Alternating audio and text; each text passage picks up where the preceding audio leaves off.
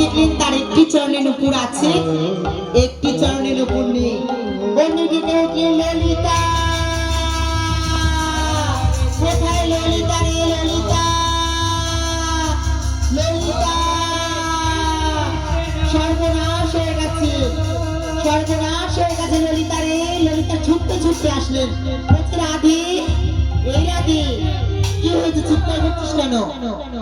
বলছি ললিতা সর্বনাশ হয়ে গেছে রে। কি হলো, কি সর্বনাশ হলো? বলছে এই ললিতা, এই দেখ আমার একটা পায়ে নুপুর রয়েছে, আর একটা পায়ে নুপুর না কোথায় যেন হারিয়ে গেছে রে। কি করি বলতো? এই আমরা কোথায় গিয়েছিলাম? আমরা হয় ওই নিকুঞ্জ কাননে গিয়েছিলাম, না এই পথ ধরে গিয়েছিলাম, হয় রাস্তাতে পড়েছে, না ওই নিকুঞ্জ কাননে পড়েছে। কি করি বলতো এখন? বলছে এই ললিতা, এই কি করি বলতো আমি এখন? বলছে রাধে, এ হচ্ছে তোর দোষ, দোষ কবি তুই নিচে আর আমাকে শুধু ঠেলবি, আমি কি করবো বল? বলছে এই ললিতা শোন, কাছে আয়, রাগ করিস না, তুই একটু জানা ওই নিকুঞ্জ কাননে গিয়ে বা রাস্তায় কোথাও পড়েছে কিনা আমার নুপুরটা একটু খুঁজে নিয়ে দে না রে ললিতা। বলছি সর, আমি পারবো না, তুই সবসময় এরকম ভাবে ভুল করবি আর ললিতা ললিতা বলে ঠেলবি, আমি পারবো না। বলছি এই ললিতা, ললিতা শোন না, তুই হচ্ছিস আমার সব থেকে অন্তরঙ্গ বন্ধু ললিতা। ললিতা ছিল রাধানের সব থেকে অন্তরঙ্গ, কাছে সব থেকে, তা তুই হচ্ছিস আমার কাছে সব থেকে ললিতা। তুই যদি আমার এই কষ্ট না বুঝিস কি বুঝবি? বলছি বলছিস, কিন্তু শোন রাধে, আমি যদি এইভাবে যাই তাহলে সবাই আমার চিনে ফেলবে না যে আমি ললিতা?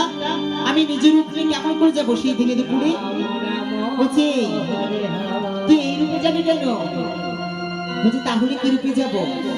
বলছি তুই ব্রজবালিকার রূপ ধারণ কর, রূপ ধারণ করে গিয়ে আমার নপুরটি খুঁজে আয়।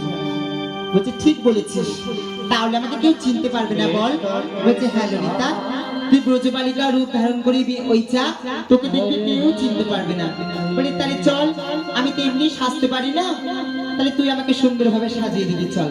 বলতে বেশ চল। এবার ললিতাকে নিয়ে চলে গেলেন সুন্দরভাবে সাজিয়ে দেবে বলে। আর সেই ছোট্ট দুঃখী আবার সে নিকুঞ্জ কানন ছাড় দিচ্ছে এই প্রান্তর থেকে প্রান্ত পর্যন্ত। হরে কৃষ্ণ হরে কৃষ্ণ কৃষ্ণ কৃষ্ণ হরে হরে রাম হরে রাম রাম রাম হরে হরে হরে কৃষ্ণ হরে কৃষ্ণ। ললিতা, ললিতা একটি ব্রজবালিকার রূপ ধারণ করে আজকে আসলেন। মুখ ঢাকা দিয়ে এসে বলছি ও বাবাজি, বাবাজি। বলছি কি এই সুন্দর নিকুঞ্জনের নারী কণ্ঠ কার? বলছে আমি বাবাজি। বলছি তুমি, তুমি কে, কি চাই বলো?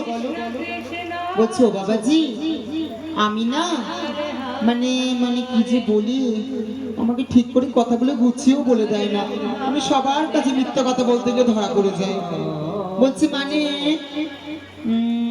আমার না একটা নুপুর হারিয়ে গেছে, তুমি পেয়েছো বাবাজি?